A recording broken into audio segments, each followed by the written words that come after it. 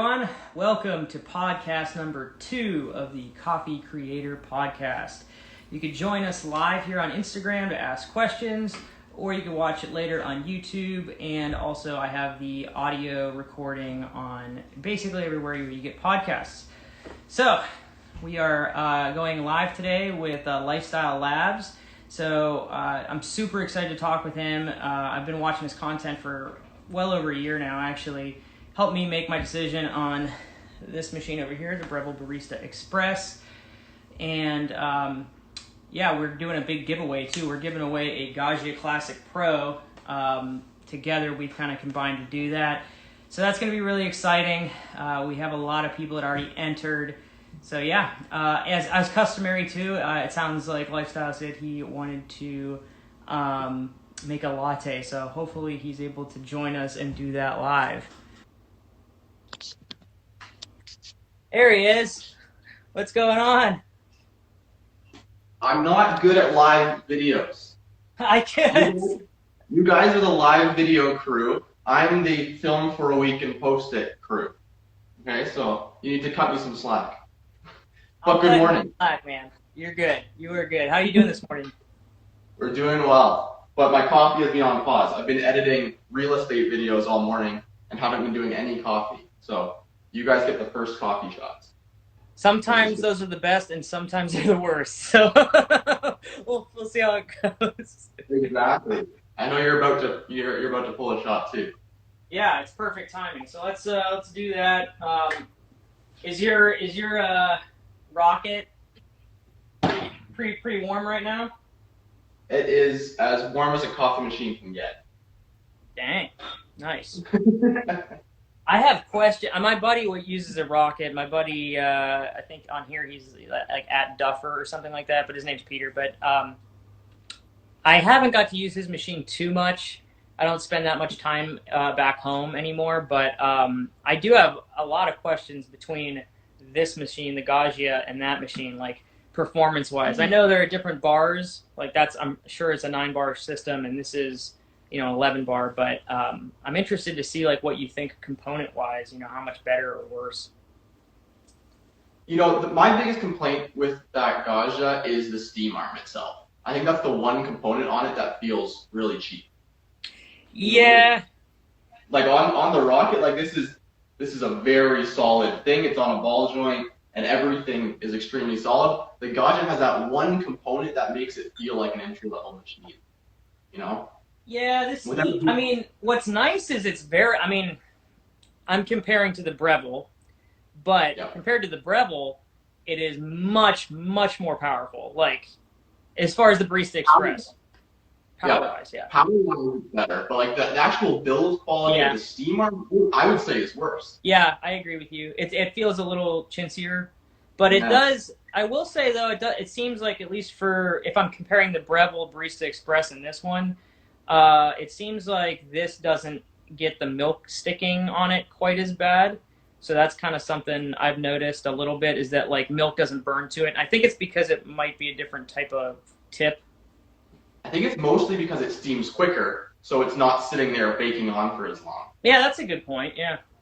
So that's probably more what it is. All right.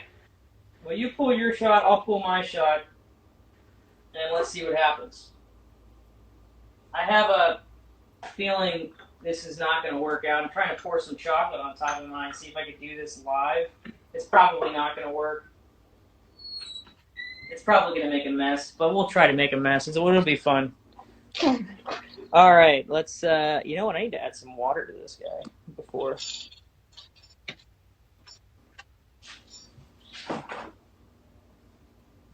What scale are you using? I am using a Libra scale. It's nothing special or anything. I actually need to probably upgrade the scale just because it's actually pretty accurate, I've noticed, like when I compared it to some other scales, and it goes down to 0.0. But the downside is it definitely does not fit under the Gaggia. The Gaggia doesn't have a lot of space in between, which is kind of a bummer.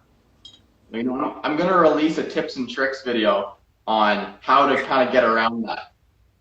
I'm going to move, after I make this latte, I'm going to move into my studio and maybe I can show you that. Yeah, that would be cool. I know some people actually make a smaller drip tray. Yeah. Which it involves removing the drip tray. Yeah.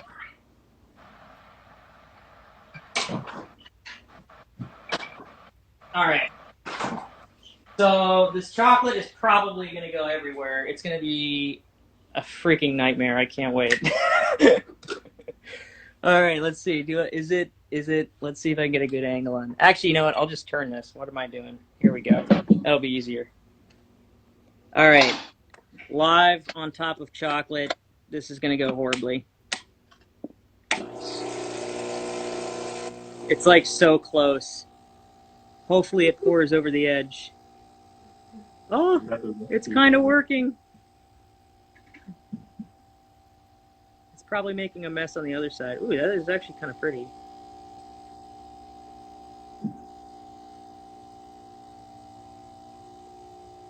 And we're good.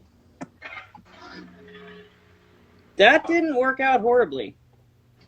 That's good. I was expecting much worse, although I'm not sure. Oh, and it fell. Oh, that worked out significantly better than I was expecting it to. Give it a little stir, get that all in there.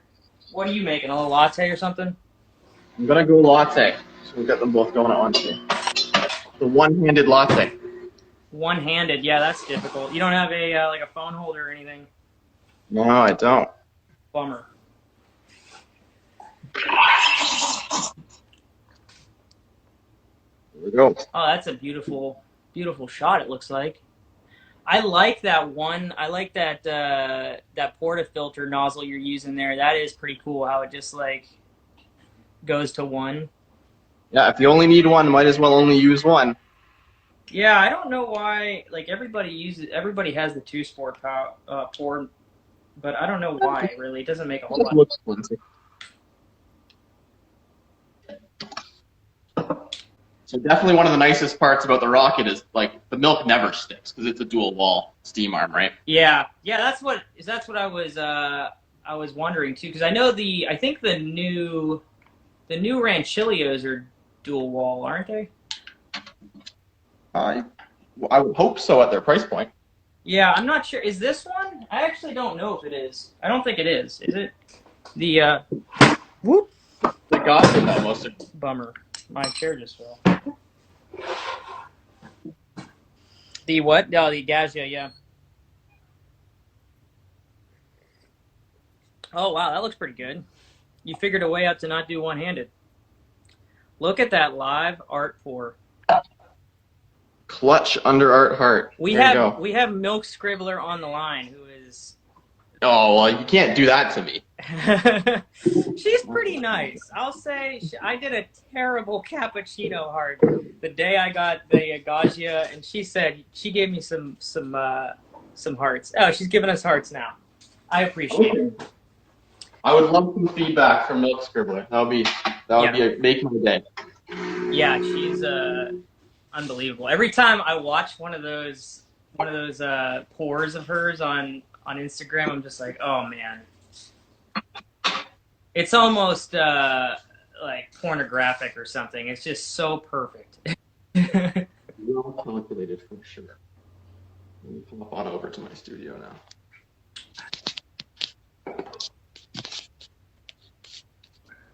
Beautiful. I'm sure it's super tasty too. Yeah, it looks good. In we go. There's the Gaggia. Nice. Your studio always looks so clean. Although I see the back, I'm seeing wires now, which is cool. It's all a facade. Oh my goodness! Of course it is. Here, it's all. Oh my goodness! Is that you have sound barrier? Yeah. That's pretty sweet. I wish I had that. It's all Look at all those Breville boxes. Oh man. Yeah. What can I say? Well, I mean, yeah, you reviewed, I think, every single one, yeah? That was the goal for 2020, was review every single one. That's awesome. We managed. Now you just need to go get the exact identical Sage model. No, I'm just kidding. Don't do that. Repost them all. Yeah. Yeah, just repost them with the same thing, but just put Sage in the front. Exactly. Well, all right, let's wow, look at this it looks like the YouTube channel. So we're going for it. Can you see everything? I was going to show you that tip for the Gaggia. Yeah, let's see that. I can't see the bottom too well, but that's all right. Lower it a tiny bit more. I've got one notch lower. Oh, there we go. All right. There is about good. Right, perfect. That's perfect. Yeah, it's not going to stay there. Bummer. Good enough. That's good enough, yeah. Yeah, so let's do this.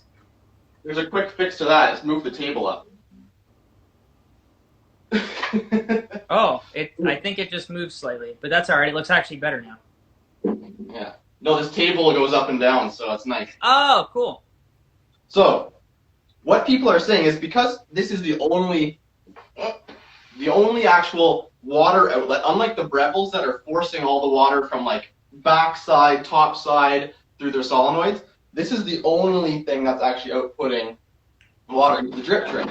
So you can do away with this, and if you put a shot glass under there, then you now have an actual reasonable spout clearance for your scale, for whatever you may have. Oh, I see what you're saying. Yeah, so just take the whole tray out. Invent a tiny drip tray just for underneath that outlet. Yeah, it's not like that much water goes through that in one shot. Yeah, so like someone like myself, like if you're watching my process on the Rocket, whenever I purge, whenever I clean, I actually do it into a cup so I'm not filling up my drip tray every few days. I just prefer to do it that way. So if you're the same, then all you need is a tiny shot glass under there. It's obviously not perfect, but it's a workaround if you want to use a big cup or you want to use a big scale for dialing in. Yeah. Nice. I just got some of that melty chocolate at the bottom. So good. Yeah, that is a really good tip. You know what tip that I liked a ton that you did on your review that I don't know anybody on YouTube that showed this, is the water spout, like using the steam arm to get water out of it. And I've never seen anybody else do that on YouTube, and it is definitely a pro tip. Yeah, no, it's a really good tip. Like the Brevilles, it's not super fast, but you can get hot water for tea and stuff like that. Yeah, and like even an Americano, like, I mean, honestly, if you bought this machine, you would think, oh, I have to like get a separate kettle just to do an Americano. And that was one of my, because that's what I normally drink, like after my morning espresso. I'll have like a 10 o'clock or 11 o'clock Americano or long black, whatever you want to call it. But I noted, like, that was one thing that really kept me away from the Gaggia originally, is that it didn't have I had no way of getting hot water. So that was like, oh man, I can finally do that. Yeah, no, I drink Americanos a lot too, and so I'm always sure to mention whether there's a dedicated hot water spout in my reviews, because that's one of my primary drinks. But it always sparks a heated debate in the comments when I list that as a negative when a machine doesn't have it, because people say, well, just take the portafilter out and pour some water. But that's not a clean water source. Yeah. As anyone who's used the machine knows. You know, there's beans back there, there's tons of coffee oil. Yeah. And if you're making anything other than coffee, like tea, or you're using it for baking, like other uses for hot water, that's not appropriate. Yeah, that was the only video I saw was somebody using the actual brew unit to get hot water to make their Americano, and I was like, that cannot be good. Like, oh my god, yeah. Like, I don't know. Like, maybe if you just cleaned it and you like dumped a bunch of water, I don't know. If you're using it for coffee, it's not the end of the world. Yeah. You know, because it's the only particles that are coming in are coffee, but you're still going to get some grittiness in there, and it's not exactly new coffee that's coming out. It's kind of oily, old stuff. Yeah, for sure. So to get into like somewhat personal questions, but how did you get started in this kind of realm? Because I know originally your channel was sort of focused on like watches, and you did some like speaker reviews and things like that. And then I'm wondering that transition, how you got into coffee exactly. Yeah. So, yeah, my channel used to be called My Everything Videos, and I think that's actually still my custom URL. Because I was just making videos on anything and anything. I started all the way back in high school.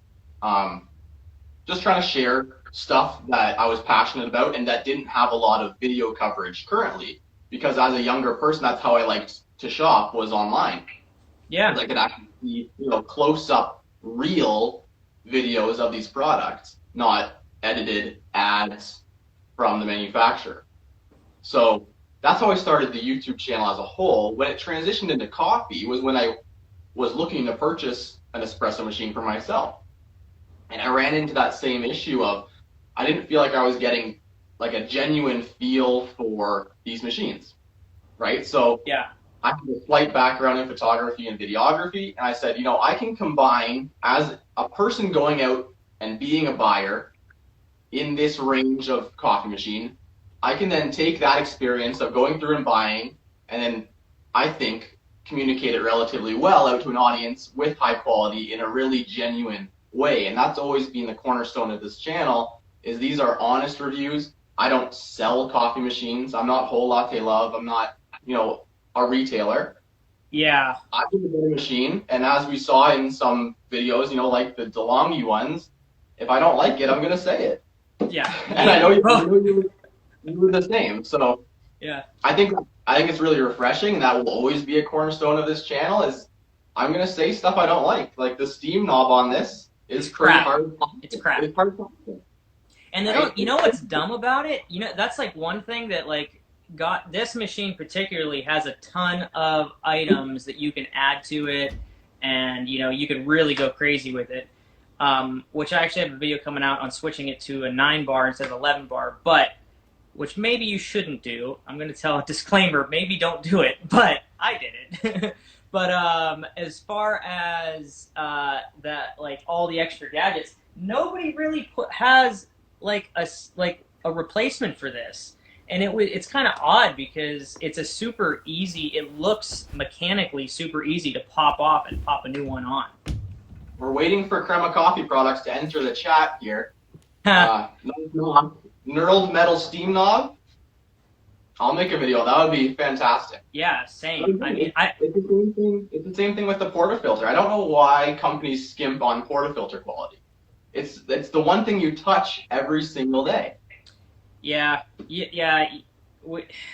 It's like so frustrating. It's like, why would you put all this time and effort into some things that you interact with all the time, and it's just absolute this. I mentioned on my unboxing that this is actually a really nice weighty portafilter, but it's cheapened so bad because of this dollar store feeling plastic that they put on the outside. No, exactly. I'm fine with having a thin plastic drip tray. I never really feel it. It catches water. Yeah. Save the money there. But on stuff I'm going to touch, I'm a big advocate for that. Again, I'm a guy who likes watches. I like, tactile, nicely built things. So I'm going to portray that in my reviews. Yeah. If they skim. It's part of it. Espresso and coffee, it's an enjoyable routine. It's not a utilitarian thing, at least not for me. I'm not drinking it for the caffeine. I'm drinking it for the daily routine. I'm drinking it because I like the taste of it, right? Yeah. I think people that have a machine like this, or even the Breville, you're into it. You enjoy that, sort of routine, like you were saying. Whereas, maybe if you're doing a super automatic, which, again, I don't hate on those or anything like that. They're not going to make as good a coffee, so it does serve a purpose. But those types of folks, they don't really care if it's made out of plastic. And it shows because there is not one super automatic espresso machine that I know of that is made out of metal. Yep. Which would be interesting. Yeah. That would be a cool thing. I would love to see someone try to do that. Yeah. But, I think the issue with super automatics is, after a few years of use, there's just so much coffee that gets stuck in those. You need a professional cleaning in the end. Right, so it would be a tough thing to maintain well, I think that's why they're built cheap, is because they are kind of disposable. Yeah, they're more like, they're expensive, but they're built like sort of a cheaper, machine, unfortunately. But I'll say that, like, my parents have owned one for, God, I think it's been like 6 years, and they bought it refurbished, and it still works. They do take the brew unit out occasionally, and they have to clean it, but it's kind of insane how long some of these things last. But although they are definitely easily, destroyed. I'll say too that Jura, I don't know how you pronounce it, but that's the machine that I had first. It was an ENA 5, I think. And Yeah. I actually had to send it, if you wanted to clean the machine, which was recommended like every year, you actually had to send it out. They would tear it apart with special tools, clean it, and then send it back to you. And I was like, this is insane. So I just broke it open myself. It serves a purpose. I mean, I'd rather drink from one of those if I'm like at the office, but if I have more than 5 minutes to make a coffee and I'm at home, I would hope that you're making it on, something that's going to produce the best quality. Yeah, 100%. And actually, that's part of my, and tell me what you think on this too, but like part of my weird gripe with this is, and even some of the Breville lines, I don't know I haven't messed with all of them, but like, once you're to this point, like, why are you making this a pressure, like, they're kind of focused on a pressurized filter basket, and I still don't understand that. A little bit. I mean, I feel very strongly for companies who are trying to make these entry to mid-level machines. They have an incredibly hard task, which is teaching people who have never made espresso how to make espresso. True. And I obviously feel for that because I'm teaching that on my channel as well. And it's extremely hard. People don't understand that it's not put coffee in the portafilter, lock it in, push the button. The dialing in is so much work, and people don't know that going in. They just say, oh, this is going to be awesome. I can make lattes at home. Yeah. So I feel for them. I think it's more a fallback for their customer support techs, that when people call in fuming mad that their machine isn't making good coffee, they go, oh, take out that other portafilter and pop that in. See if that works.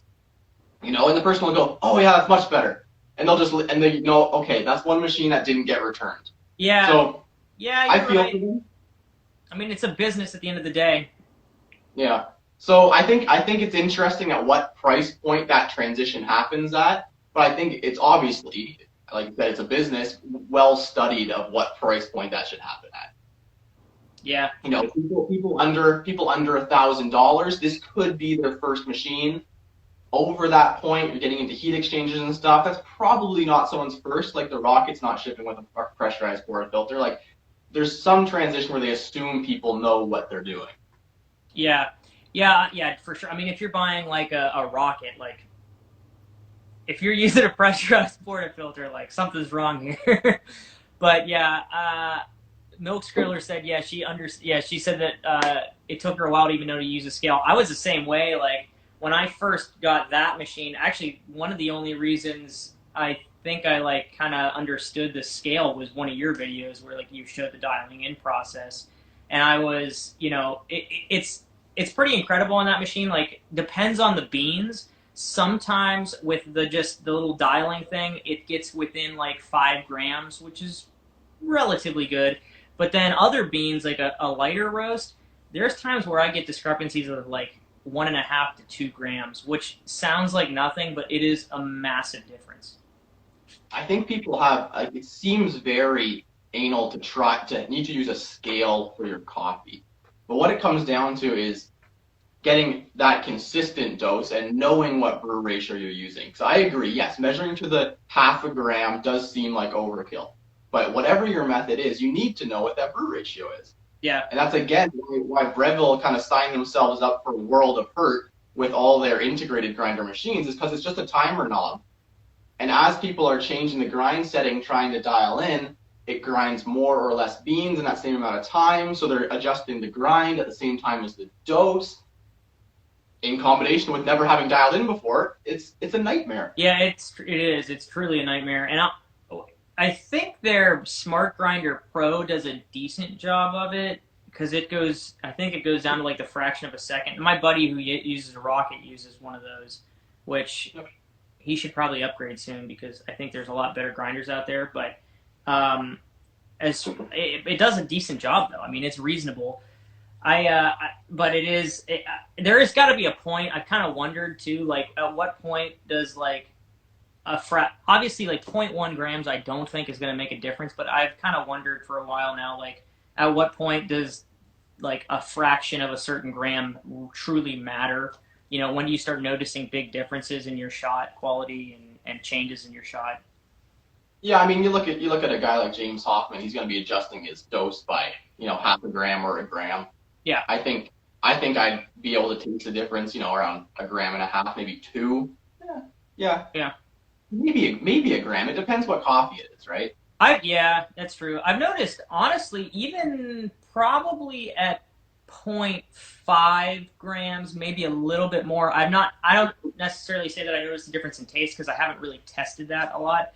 But I've noticed that using this machine, if I've moved it up or down 5.5 grams, the flow is definitely changed by a few seconds. Probably like somewhere between 3 to 2.5, maybe.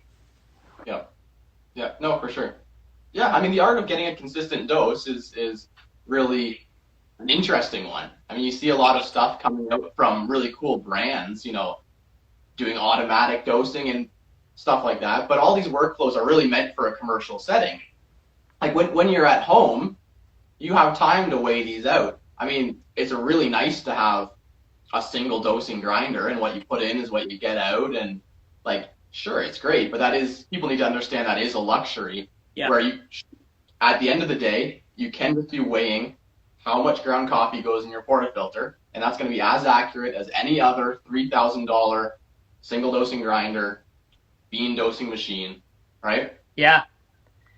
Actually, I kind of have a question for you as well, because you've kind of grown the popularity, I think, a little bit of like the home coffee making and everything. So what do you think?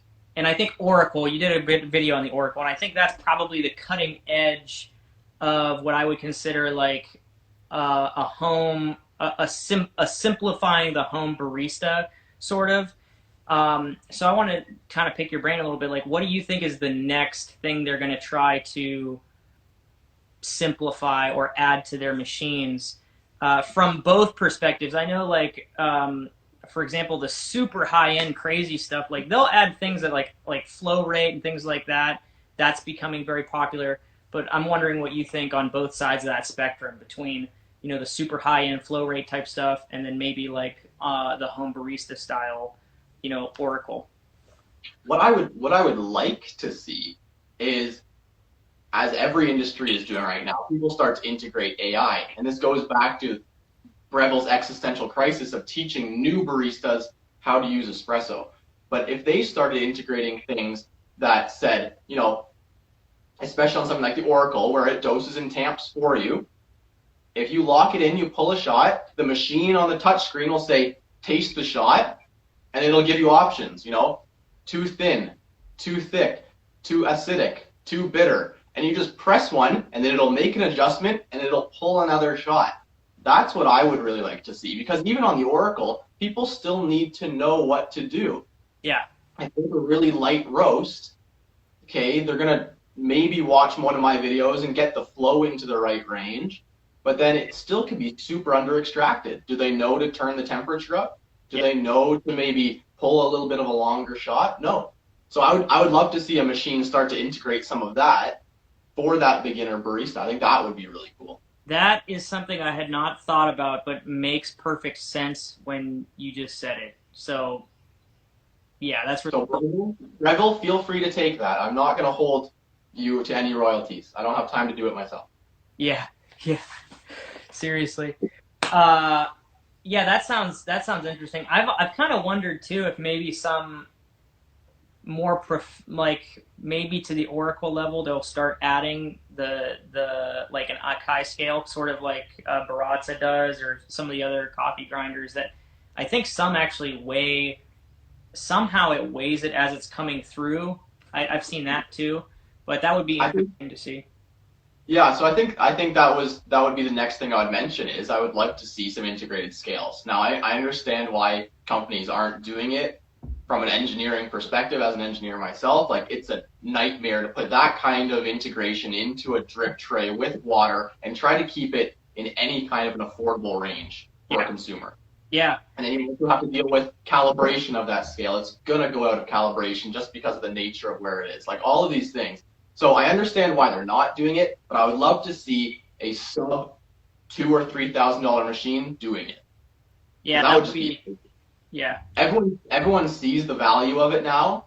Everyone knows your brew ratio is extremely important, but I would love to see someone affordably integrate a scale. Yeah, it's amazing how big this has gotten, like the community of like coffee makers and home barista people.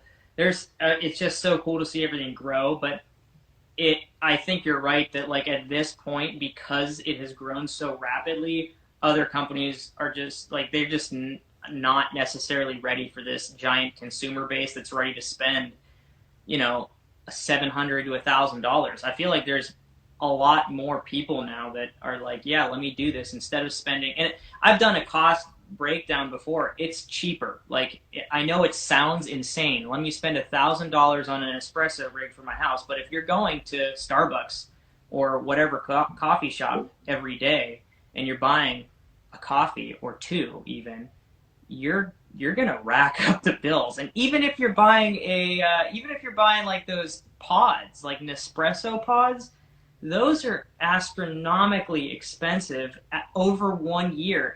And I always tell people that are like into tech and stuff, like it's like a printer. They'll give it to you for nothing, but the ink is so expensive that that's how they get you. That is the perfect analogy for an espresso is a printer. They give away the machines, but they get you on the ink. Yeah. As far as the lower end coffee machines go. It depends. Yeah, it depends what coffee you're sourcing. I mean, a lot of kickback whenever you try to do a calculation like that in a video is everyone's comparing to their local coffee prices, right? It is a commodity. Like it's going to range. So in some markets it might make sense, but yeah, by and large, especially if you can buy in bulk, maybe from a local roastery, of course it's going to be cheaper. Yeah. Oh yeah. Or even folks that like, they're going from, a K cup, they range like 50 cents a pop or something like that, maybe even 25 if you buy in bulk, but like I'm like that coffee's not good. I don't know anybody that gets good coffee in one of those. But you can buy Lavazza Super Crema or something like that, which I'm not saying it's the best coffee in the world, but it's getting you in the ballpark of like reasonably good coffee at a price point that is significantly cheaper. So I don't know. I think there's a few tiers, right? Yeah. The first tier is grinding a whole bean, right? And then the second tier would be getting that whole bean from a local roastery within a few weeks of roasting. Yeah. Right? Like there's different ways to step it up. Call out Good Brothers Coffee I think they're in the chat actually. Buy some coffee from them. They roast like right before they send it to you, so that's a cool thing. No, it's absolutely fantastic. I'm actually trying to do a feature on a couple from Toronto who I don't know if they lost their jobs or they're just not going into work due to COVID. I think they actually lost their jobs and they started just roasting coffee at home, and they've been selling it locally, and they're doing it in such small batches that they're actually willing to speak to the person that they're roasting for and make them a blend or a roast that'll kind of suit their personal preferences. Yeah. So it's so cool, and it's a great COVID story. So I'm looking to get kind of into their home roastery and just have a quick chat with them in that new series that I'm doing. Yeah, that sounds so fun. That'll be really cool to watch. Are you going to put that on YouTube or? Yeah. Cool. Yeah. So I'll see when I can get down there. I mean, it's their personal home. We are in the middle of COVID, so I don't know when that'll happen. Maybe we'll do the interview outdoors, but I think that'll be really cool. Yeah, for sure. Speaking of that, you're in Canada, I'm in the United States. How is that lockdown going right now? Is it still like, I know like I've heard some people say that like they're not allowed to like really leave their house still in Canada, but I don't know if that's kind of gone away. I don't really keep up with it, to be honest. Yeah, no, most of Ontario is still in, like, it's not a stay-at-home order anymore, but it's kind of our defined red zone where you should only be leaving the house for mandatory purposes. Um, Retailers are curbside pickup, that Oh, kind of stuff. wow. That's still pretty locked down. Yeah, we We're could. kind of we're entering that third wave of this lovely year. Yeah, yeah. Well, luckily it's getting hot out, and hopefully we can all go outside and enjoy the weather. Because being cooped up in the winter is already a struggle for many. Yeah. But No, as long as I get a summer, I'll be happy. That'll be nice. yeah, heck yeah. It probably takes a little bit longer. I know, like I just moved south, so I was up in Cleveland last year, so we were probably pretty similar weather now. But like yesterday in Virginia, it was like 85 degrees, so I was like, this is awesome. There you go. Yeah. So last just couple of questions, I guess. Well, one, I guess we should shout out. We are giving away the Gaggia Classic Pro. So if you're watching, I'm assuming you've probably already entered, but if you haven't, definitely go to our channels, one of them, both of them for that matter. Subscribe and enter that giveaway because, I mean, you want this machine. There's a reason we're standing in front of twin blue Gaggia Classic Pros. No coincidence. Yeah. No, it's a great giveaway. There's been some good response. I'll issue an apology that it's not worldwide this time. It is so hard to do a worldwide giveaway with all international rules and shipping, and so Yeah. maybe the next one, but we'll try to get it to the whole world at some point, or do it in segments or something. I don't know. Yeah. When we had our discussion about it, I was blown away by like how crazy the rules and regulations are for giveaways. I had no idea until I talked to you, honestly. It's kind of funny. hard to give away things for free, which doesn't make sense, but Yeah. Well, hey, if anybody has questions, go ahead and start shooting them in the bottom. If you have questions for either of us, I'm gonna maybe just ask like one last question here. Basically, what have you thought about with the Gaggia Classic Pro? If you were to like put it in a scale between all the machines you've tested, at least in the Breville line, let's say. so it's coming in as I always need to split this machine in two. The espresso quality coming out of it is great. Yeah. It's a full 58. It gets super hot. Like the group heats up the portafilter really, really nicely. Yeah. So the espresso coming out of this is great. So I'm ranking it slightly below the dual boiler just because the dual boiler is another animal in terms of adjustability, right? You can get your pre-infusion adjusted on the dual boiler, your temperature, your pressure, anything you want. But the espresso coming out of this is great. And if you have a good grinder to pair with it, it is head and shoulders above the 54 millimeter Brevilles in terms of espresso quality. Yeah. In terms of steaming, the pressure is better, again, than those 54s. But the thermojet on Breville is just a tough thing to compete with right now in the single boiler configuration. Now, I understand that the thermojet isn't technically a boiler, but it's just so quick to transition, and the steaming pressure on those thermojets is almost identical to this. So Really? the steaming on the Gaggia is slightly behind something like the Barista Pro, but unless you're someone who solely drinks milk drinks, then I would probably still opt for the Gaggia. If you're someone who is into, I'm going to pair a good grinder with this. I'm going to drink Americanos, some espresso, and some lattes. The only time I would go with something like the Barista Pro would be, if you drink a lot of milk drinks, or you're really new to this, right? And you want that screen, you want that built-in shot timer, you want a built-in grinder with a timer, like all these things, right? Yeah. So there's kind of a divide there. As expected, Breville is serving more to that entry level, but there are rewards to be reaped from going this route over those 54 millimeter Brevilles, for sure. Yeah, I guess and to your point, there's a reason why you can go into a Best Buy or a whatever store and pick up one of those Brevilles, and I've never seen one of these on sale at like a at one of those stores, a big box store. But to get into the questions, we have a ton that just came in. So the first one was Dylan. I feel like we maybe answered this question, but he asked early on. I think I should say that we answered this, but he said, "What inspired you to start a YouTube channel?" Very, very quickly, and Dylan and I are going to chat later on in the week. I look forward to that as well.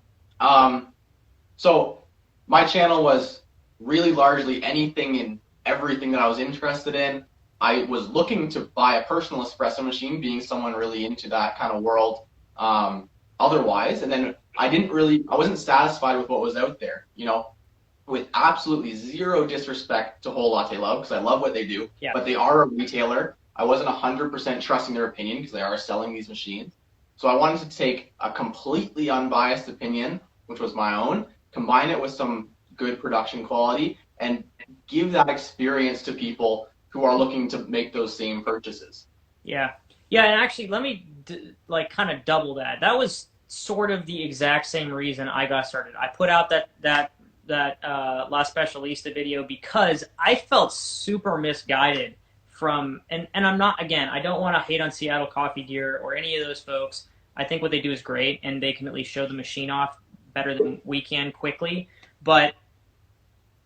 And that's actually kind of why I've got into the super automatic, was that nobody really explained that you were going to get worse coffee out of that machine than you would out of a Gaggia or out of any of those other machines. No one really stated that, which was sort of frustrating. The other thing, too, is I couldn't find anywhere, and they never posted, that super automatic machines only use pressurized baskets.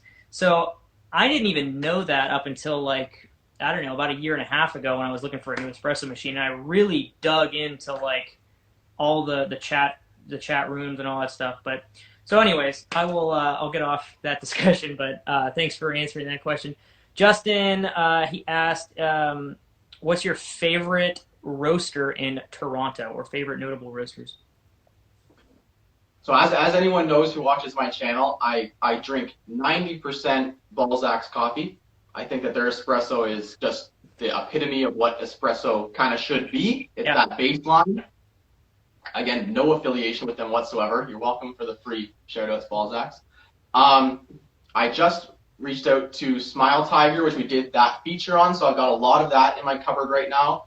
Their Thunder Peel is a really kind of good, easy sipping espresso right now. They do a lot. Their stuff is really balanced, which is what they focused on in that feature that I did on them. So if you're not a fan of slightly lighter coffees, I might not go with Smile Tiger, but if you want to try some interesting stuff, they're always bringing some really interesting things in. Yeah. And I have to shout out Good Brothers. That latte I just drank was Mexican Chiapas, and I asked them to send me something that would be perfect for a latte, and they nailed it.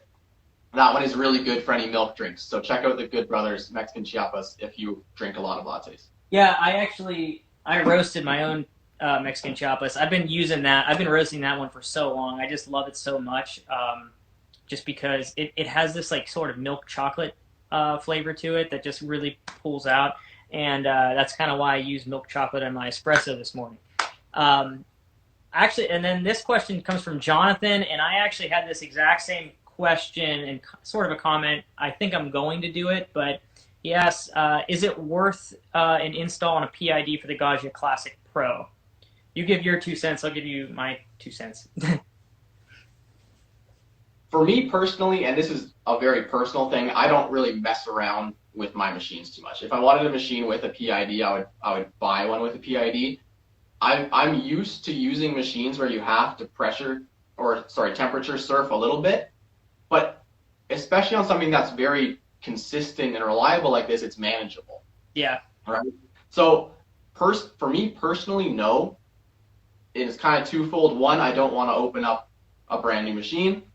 Two, I think that if I have a lighter roast, I can get the portafilter hot enough, I can manage that temperature well enough to be able to get that extra temperature. So for me personally, no. I think it's a machine that you can manage without one. Yeah. But would it be nice to have one? Absolutely. Yeah. Was $100 option? Sure. Yeah, I will agree with you that opening up a machine's scary. I did do it. I like to tinker around a little bit. I've kind of always been like that, so it's sort of fun for me. But the more I look at it, the more I think like, am I getting that much value out of this? Because I've seen like the Auber PID, for example, on some people's machines, and it still kind of temperature surfs more than you'd think. I mean, it is a boiler at the end of the day, and it's not really meant to be PID controlled. So it does. I've seen videos where like it still is jumping like 5 degrees or more even. So I'll probably do it for fun, but is it worth it? Maybe not. I will say the one thing that I do kind of look forward to is having a shot timer built in, so that I can. For me, I'm kind of always running around my kitchen a lot, grabbing different ingredients and doing different things, especially if I have like family over and I'm trying to make a bunch of shots. So that does kind of add some value, and I've kind of missed that a little bit with the controls on there. But yeah. Very true. I mean, what people need to understand is that on some machines, even with from manufacturer PIDs, the group temperature still can fluctuate and get overheated. You still need to purge a PID machine. Yeah. So if you're doing it on, especially aftermarket on a machine, it's not some magical fix to put on a PID. It gives you flexibility, but you still need to know how to manage your temperature. Just like a disclaimer there. Yeah. Justin asked if Balzac. I'm sorry if I pronounce it Balzacs, but I think Balzacs have a roast date on them. That is correct. Yeah. I would imagine so. I was going to say you probably only drink coffee with roast dates generally. Somebody asked how we prepare our water. I'm not super finicky about it, but I'm interested to hear your opinion. That's a good question. So we have very hard water up in the city where I'm in. So I found that using a Brita, specifically Brita brand, gets me into that PPM that is generally pretty good. But after hearing Hoon's review of third wave water, I really do want to give that a try. But you need to take a look at your local water and figure out what kind of a filtration system is going to work for you. Like, they're not all the same. Like something like zero water, I believe, isn't going to be good because it actually does get you down close to 0 ppm. And you never want to be putting, RO, like reverse osmosis water or distilled water in a machine like this. It's not going to make good coffee, and it can potentially be bad for the machine. So based on your kind of local water hardness, you need to kind of search through these at-home filtration systems and see what's going to get you into a good ppm range. Yeah, so for me, I have an RO system, and then what I do is I either mix. You can buy like minerals, and a lot of times I'll mix that, or sometimes if I'm just tight on time, I'll just mix like standard tap water with the RO water just to move the hardness up a little bit. But yeah, you're totally right. Like the water in Virginia for me was coming out at like 175 ppm or something like that, and the water up in Ohio was like close to 500. So it was like super hard. I'm going to take this one last question from Dylan because I really like the question. If we could both have our dream machine, what would you pick and why? You already have your dream machine. No, I'm just kidding. I don't know. No, let's definitely not the dream machine. Well, that's a good question. Yeah, it is. I don't know, maybe a GS3, with that in-scale drip tray, pimped out by Spec Design. I think that's definitely pretty high up the list there. I can list the features, right? I would want some genuine flow control. I would want a built-in scale with gravimetric pre-programmable dosing, right? Like that's kind of for me, that's kind of the holy grail, is you can program in a true gravimetric shot. Right? Yeah. So something like that, something close to a GS3 with that scale and the drip tray. That's probably up there. And then you need to tweak that somehow though to be able to get a Slayer length pre-infusion though. Oh. Yeah. So that makes me ask the question: what do you think about the Decent? Because couldn't you pull something like that with the Decent? Absolutely. I don't like the look of it, but the decent is too far to the techie side. I think the people that I've seen using it are using it in the exact right way. They're roasters, they're experimentation, they are, people on the cutting edge of trying to get the most out of their coffee. For day-to-day use, though, I wouldn't want to be using that thing. It's a big Tesla Model 3 style screen. It's very digital. It makes these funny sounds when it's pulling the shots. Like, it's incredibly impressive, but that's not my day-to-day dream machine. I need some analog. Yeah, so I'm like kind of torn between that. So as you said, Tesla Model 3, I'm a Tesla Model 3 owner. So don't hate too much. No, I'm just kidding. But that's fine. No. So I would like to maybe. The thing with these espresso machines is like I want to use one. And I don't know if I want to own one. But I think that might be for me, just because I think the tinkering would be so much fun. Like I mentioned before, I really like tinkering a lot.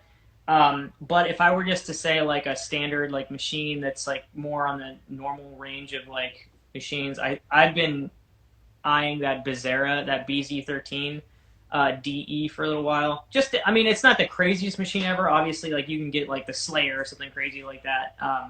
But those are basically commercial machines. Even the Bizarra, like you're getting like to the commercial level machines. So, it's a lot to have in just a counter space like this. I'll throw the Rocket R9 in that mix, too. That's a pretty cool looking machine. That machine does look pretty sweet. I would like, I don't know, there's just so many out there now, but like the flow control I think is super cool, and definitely like, I think that's probably going to become more and more standardized and on those like super higher end machines as we go through. Yeah, touching on the decent again for a second, I think there's a really funny balance between, wanting to try a bunch of different coffees and then also wanting to get the best out of each coffee, because you kind of can't have your cake and eat it too. Like either you buy 5 bags of one type of coffee and you really try to dial it in and play around with it, like I think you would need to do if you had a flow control machine, especially like the decent. You would go through an incredible amount of shots, but then you're spending, a month or 3 weeks with one coffee. Yeah. And then you don't get to try a bunch of others. So it's kind of what a terrible problem to have. But you got to pick what you want. Yeah, no, I agree with you. Is that, and I've even found myself with this more so than the Breville, is I've noticed that like I can take out intricacies in the coffee more. So I have been kind of wasting more coffee, just like really tinkering more with like the exact doses and stuff. Obviously not as much as we would with the flow control machine, but yeah, you're right. Like one pound of coffee isn't going to get you to the finish line with something like that. Exactly. But hey, I think we've probably done like a full hour now, so it's been super fun. I don't want to take up too much more time. I'm sure you have to edit more of those videos that look pretty cool. I saw you posted one, so I thought that was funny when you broke the breaker in that. Yeah, that was unfortunate. That was a long drive just to not get an end video. But we did shoot at an incredible place in Toronto. It is a penthouse within a suspended bridge. It is the only one in Canada, and it is spectacular. So that video will be going up on Listings.to at some point today or tomorrow. So for those of you who want to watch me tour luxury real estate, you should check that out too. Yeah, that sounds like something you'd see on like, HGTV or something. That's incredible. Yeah, that's awesome. Well, thanks so much for joining me. And this conversation was awesome. And again, everybody, enter into that giveaway to win the Gaggia Classic Pro. Subscribe to our channels, Lifestyle Labs and Joe Vericali. So thanks again. I'll see everybody on the next one. Bye.